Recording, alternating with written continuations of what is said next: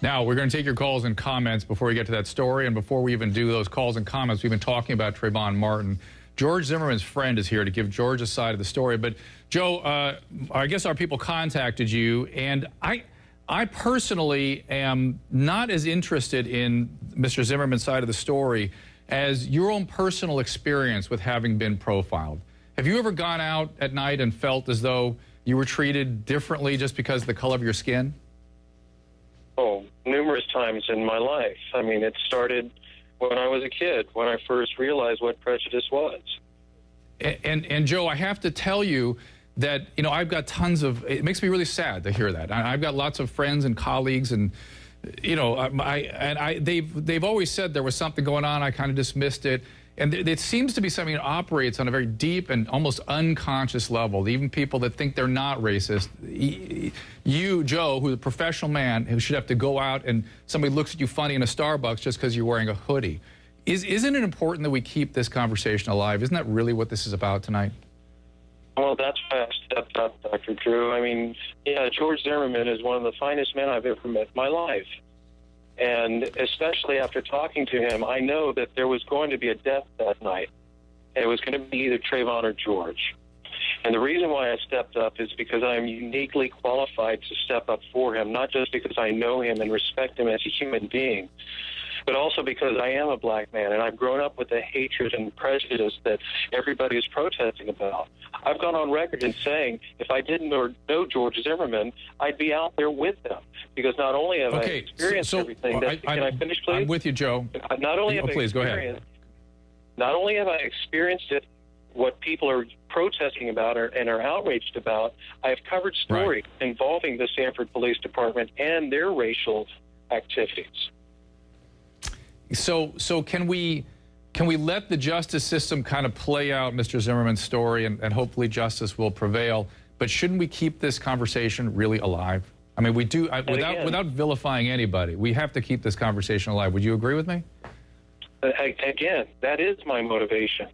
I'm uniquely qualified to be in this position. I didn't ask to be in this position other than when I realized I had a personal stake in it, not just because of my relationship with George, but because I'm an African-American male.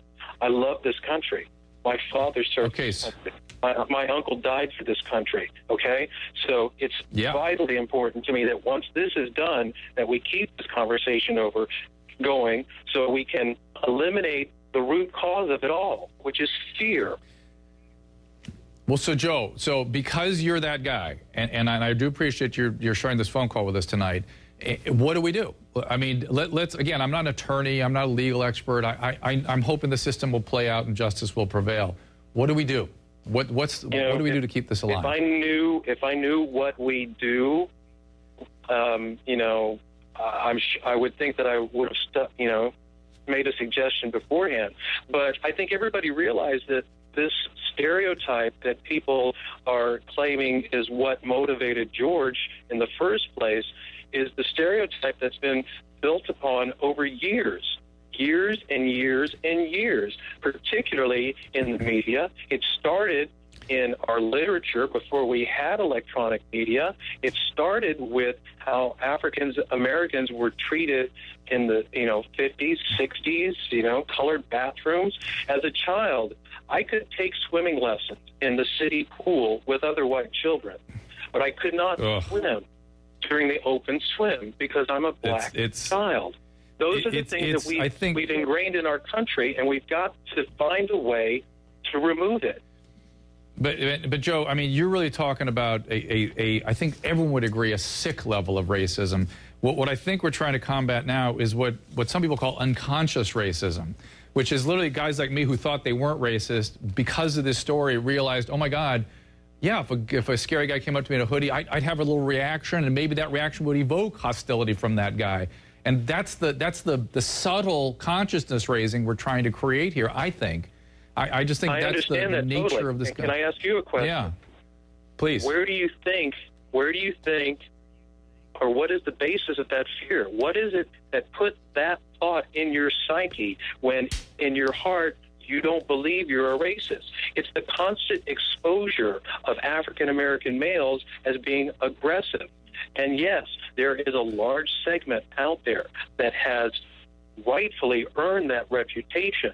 But unfortunately, it is reflected upon the vast majority, the overwhelming majority of African-American males out there who are out there every day working hard if they have a job to put their family, you know, keep their family safe and healthy, you know?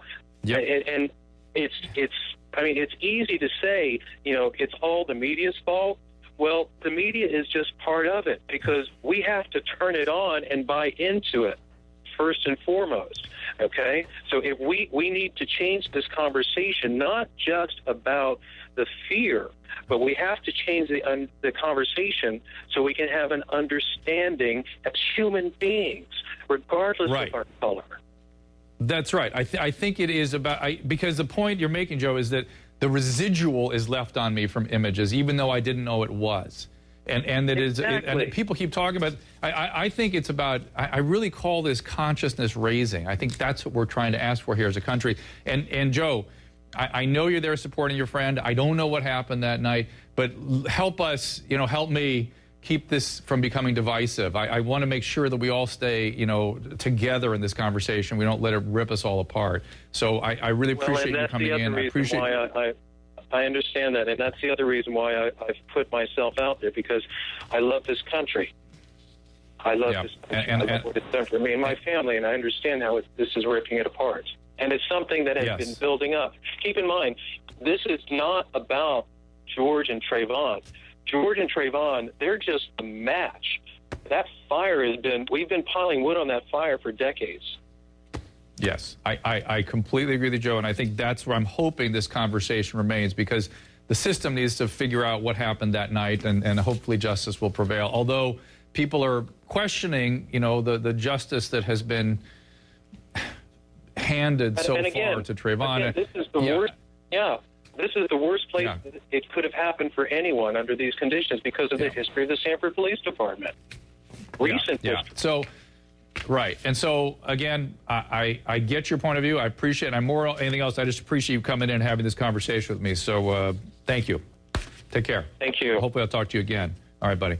All right. Listen, we're going to be, I obviously dedicated the entire on-call segment to Mr. Oliver. I mean, this is an interesting conversation. I think it's what I want to keep the conversation focused on, and he's helping us do that, I think.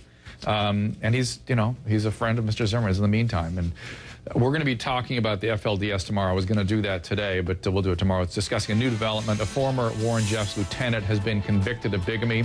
Also, next up, I'm going to be taking on the JetBlue pilot who screamed at passengers to, quote, say their prayers, unquote.